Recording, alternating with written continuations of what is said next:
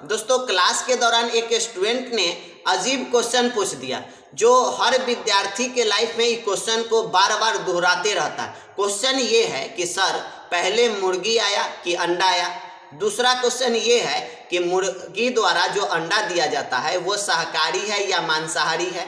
तीसरा क्वेश्चन ये है कि सर कुछ मुर्गी ज़्यादा अंडा देती है, कुछ मुर्गियां कम अंडा देती है, इसके पीछे क्या रीजन है, अब जवाब दीजिए। ये क्वेश्चन हर एक विद्यार्थी के लाइफ में दोहराते रहता है और विद्यार्थी कंफ्यूजन में भी रहता है कि आखिर इसके पीछे क्या रीजन है, क्या साइंस है। तो इस वीडियो के माध्यम से आपको A to Z जानकारी दे देंगे, आपको कंफ्यूजन नहीं रहेगा। तो इस वीडियो को कंटिन्यू देखिएगा, आपको वो समझा देंगे। आपको यदि पता होगा कि अंडा पहले आया या मुर्गी पहले आया तो कमेंट बॉक्स में जरूर बता दीजिएगा, क्योंकि आपके भी जीवन में ये क्वेश्चन दोहराया होगा।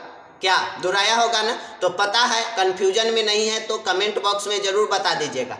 ये जो हम बताने जा रहे हैं ये बात में कितना सच्चाई है ये भी आप बता दीजिएगा। तो चलिए वीडियो को हम लोग शुरू करते हैं यहाँ से कि पहले मुर्गी आई कि पहले अंडा आया। तो आप ये जानते होंगे कि मानव जीवन का भी डायरेक्ट मानव जीवन में रूपांतरण नहीं हुआ, इसके कई एक स्टेजेज हुआ है तब जाके मानव जीवन हम लोगों को मिला है। मतलब हजारों साल करोड़ों साल में दूसरे जीव से ट्रांसफर होते होते होते होते हम लोगों को मानव जीवन मिला है। ऐसा कहा जाता है कि बंदर के प्रजाति से चेंजिंग होते होते हम लोगों को जीवन मिला है, तो ये बात सत्य है। तो उसी तरह मुर्गी का भी जनरेशन जो हुआ है एक आध साल में नहीं हुआ है, कई एक साल लगा है, मिलियन साल के बाद जाके मुर्गी का जनन हुआ है।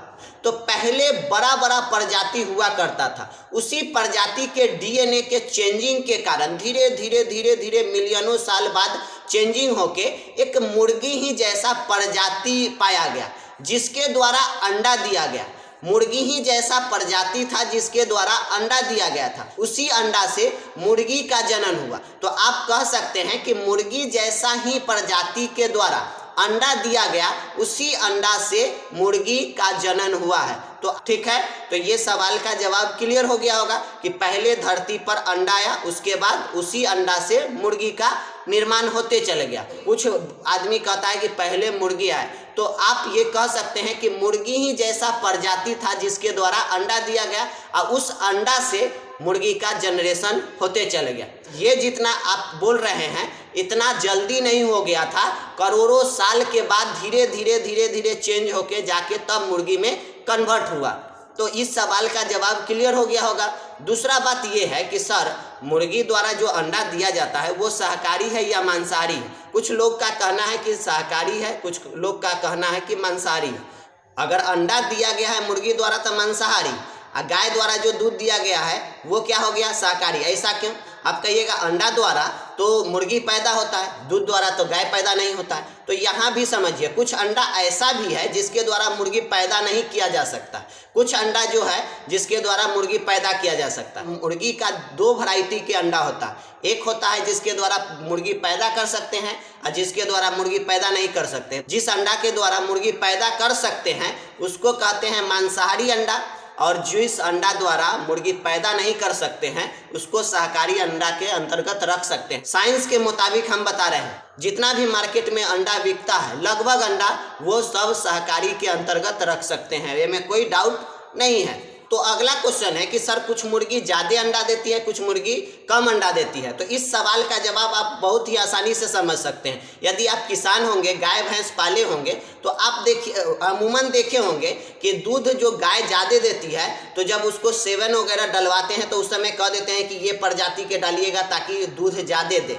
और ये प्रजाति के गाय नहीं दूध देती है तो ये प्रजाति का सेवन नहीं डालना।